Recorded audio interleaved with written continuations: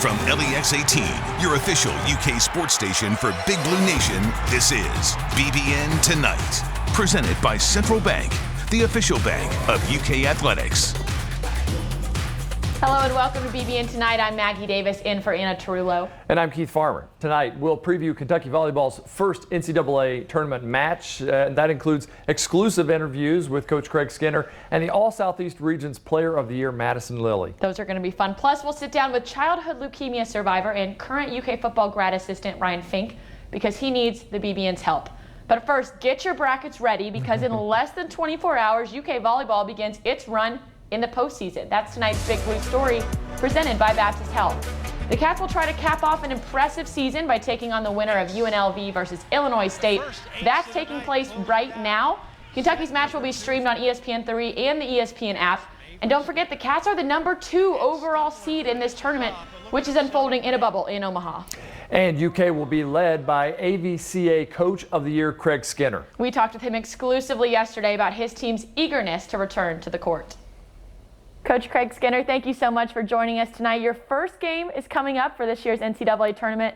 Just how are you feeling heading into this first match? Well, I think by the time we get there, we're going to be caged animals, ready to just get out of the hotel and compete and play against, someone else. It seems like a long time since we've suited up against someone in a different color jersey. So we're ready. I mean, we've been here a day, but got another couple days to work ourselves through, but excited for the chance to start. You kind of talk about being a caged animal. You're set to play the winner of UNLV and Illinois State, and by the time that game is decided, you'll have less than 24 hours to prepare for your opponent. It's also been a while since you've had a match. It has been a while, and luckily we have some video of the both of those opponents, prior to them playing, so we'll have a little bit of a head start. And but you never know. I mean, everyone's kind of going through the same thing and end of the year in a couple weeks since they've last played, and COVID testing and all that type of stuff. So once we see the opponent and see them compete, we'll have a better idea of what we're up against. And both teams have a lot of respect for the way both those teams play the game of volleyball. You all are the overall #2 seed. Congratulations on that, by the way, which also meant you had a first round bye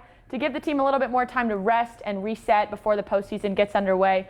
But how do you stay focused during that time, especially considering the fact that, like you said, you all are a little bit like caged animals right now, having to spend some time in quarantine just to make sure that everyone is good to go for this tournament? It's a really good question. I mean, staying focused, I think, again, we kind of leaning on our juniors and seniors to lead us that way. And we've been in these situations before, not even knowing if we're going to play at the beginning of last August, then again, through the holidays, and then, a couple-week break, and we had some COVID issues with the teams we were going to play in the SEC. So we've been in this situation. Have we been in the NCAA tournament? Have we been in a convention center? Have we been in the same place where 48 other teams are at the same time? No.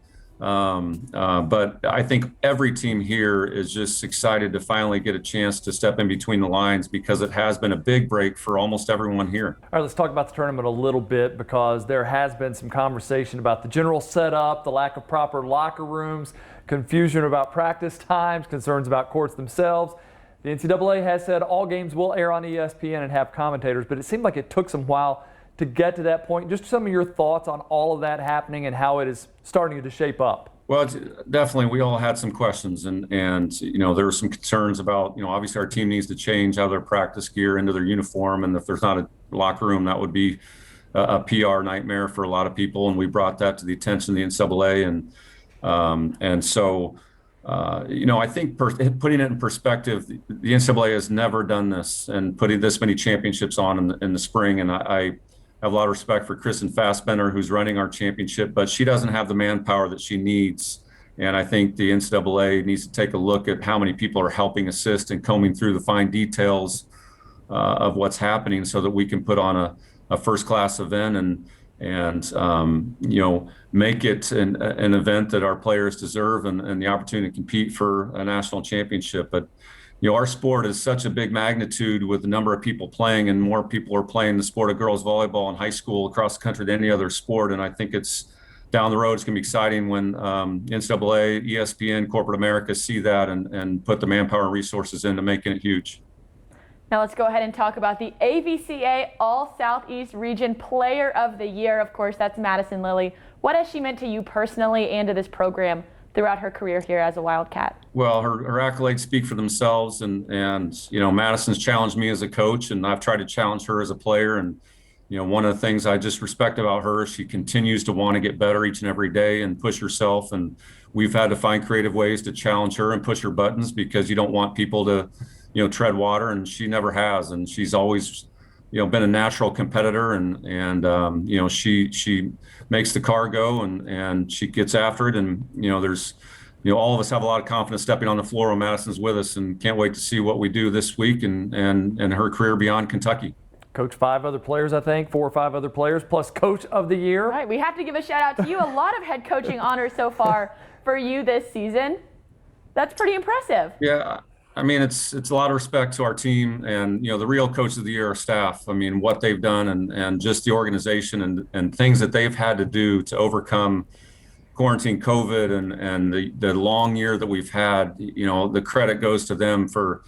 The only thing I told our players I complained about was a number of decisions I've had to make, and I can't wait till maybe a couple weeks I don't have to make a decision, just kind of sit and mind my own business for a while. But I wouldn't trade this group and this staff for anybody else, and they make it easy to do my job. Coach, thanks so much for your time. Good luck, and we look forward to watching you on ESPN Networks. Absolutely. Thanks, guys. Appreciate you guys having us on. Always great to talk with Coach Skinner, of course. And our exclusive volleyball coverage continues now. We'll talk with senior setter Madison Lilly next on BBN Tonight.